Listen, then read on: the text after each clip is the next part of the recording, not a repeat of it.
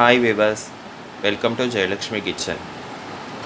நாம் டெய்லி சிம்பிளான lunch menu தான் நம்ம பார்க்குறோம். ஆற்றுல இருக்கிற இன்க்ரீடியன்ஸை வச்சு, ஆற்றுல இருக்கிற பொருளை வச்சு தான் நம்ம லன்ச் பண்ணுறது, சாப்பாடு.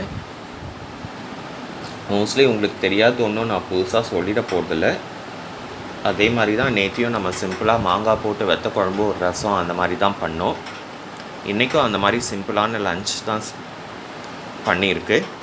வாங்க பார்க்கலாம் என்னன்ட்டு. சுட சுட சாதம் இன்றைக்கி நான் பாத்திரத்திலே வடிச்சிட்டோம். ஸோ நேற்று டைம் இல்லாதனால ரைஸ் குக்கரில் வச்சது, இன்றைக்கி பாத்திரத்திலே வடிச்சிட்டேன். சுட சுட சாதம். அதுக்கப்புறம் இது என்னன்னு பார்த்தீங்கன்னாக்க வாழைத்தண்டும் பூசணிக்காவும் போட்டு வறுத்தரைச்சி கூட்டு, பருப்பு போட்டு. ஸோ வறுத்து அரைக்கிறது உங்களுக்கு எல்லாருக்கும் தெரியாத ஒன்றும் இல்லை, புதுசாக ஒன்றும் நான் சொல்லிடவும் போகிறதில்ல. ஆற்றுல அம்மா எப்படி பண்ணான்றதை நான் சொல்கிறேன். ஒரு கடாயில் சொட்டு தேங்காய் எண்ணெய் விட்டுண்டு அதுலேயே ஒரு அரை ஸ்பூன் கடலைப்பருப்பு, அரை ஸ்பூன் உளுத்தம்பருப்பு, அதுக்கப்புறமா மிளகாய் உங்கள் காரத்துக்கு தகுந்த மாதிரி போட்டுக்கோங்க. அம்மா இன்றைக்கி கொஞ்சமாக தான் 2 மிளகா வச்சா, மிச்சத்துக்கு காரத்துக்கு மிளகு வச்சது. மிளகு, ஜீரகம், அதுக்கப்புறமா தேங்காய், துளி கருவேப்பிலை இதை போட்டு நல்லா வறுத்து அரைச்சிட்டு, அதுக்கப்புறமா இந்த கரண்டியால் ஒரு கரண்டி பருப்பு வேக வச்சு எடுத்துன்ட்டு கட் பண்ண வாழைத்தண்டும் பூசணிக்காயும் போட்டு சொட்டு ஜலம் விட்டு, முழுகிற அளவுக்கு ஜலம் விட்டுட்டு மஞ்சப்பொடியும் போட்டு நல்லா வேக விட்டுருங்க. வாழைத்தண்டும் பூசணிக்காயும் நல்லா வெந்த உடனே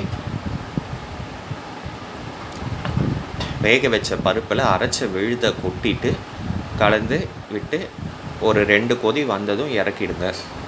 இறக்கிட்டு கூட்டுக்கு எப்போவுமே தேங்காய் எண்ணெயில் தாளித்தா தான் நல்லாயிருக்கும். அதனால் கடாயில் தேங்காய் எண்ணெய் விட்டு கடுகு, ஜீரகம் மாத்திரம் தாளித்தா போதும்.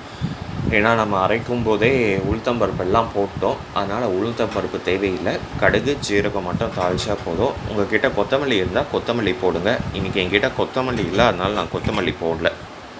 அதுக்கப்புறமா இது என்னன்னு பார்த்தீங்கன்னா நார்மலாக வைக்கிற பருப்பு ரசம்.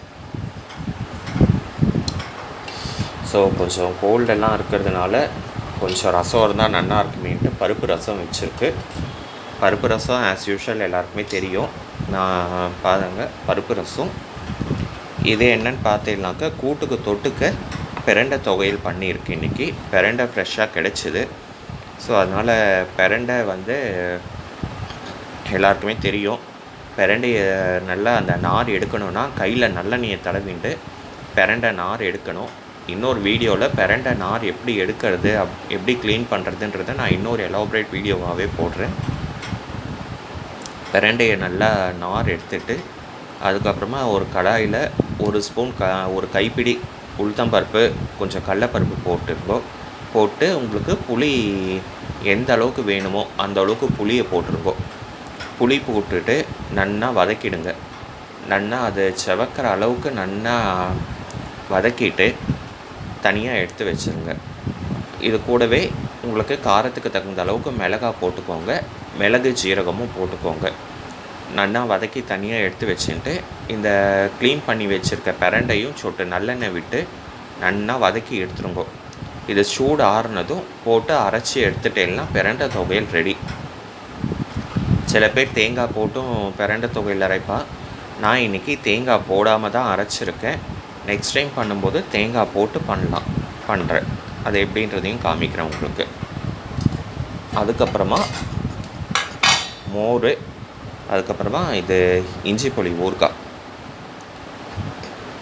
இது வரைக்கும் இந்த மாதிரி லன்ச் மெனு ட்ரை பண்ணலைன்னா நீங்கள் ட்ரை பண்ணி பாருங்கோ. இந்த காம்போ நல்லாவே இருக்கும். இது வரைக்கும் ட்ரை பண்ணலைன்னா நீங்கள் ட்ரை பண்ணி பார்த்துட்டு உங்கள் வேல்யூபிள் கமெண்ட்ஸ் அண்ட் ஃபீட்பேக் சொல்லுங்கள். இது வரைக்கும் நம்ம கிச்சனை சப்ஸ்கிரைப் பண்ணலைன்னா இதுக்கப்புறம் சப்ஸ்கிரைப் பண்ணி பெல் பட்டன் ஐக்கான் ப்ரெஸ் பண்ணுங்கள். நாளைக்கு இன்னொரு சிம்பிளான லன்ச் மெனுவில் உங்களை நான் மீட் பண்ணுறேன். தேங்க்யூ.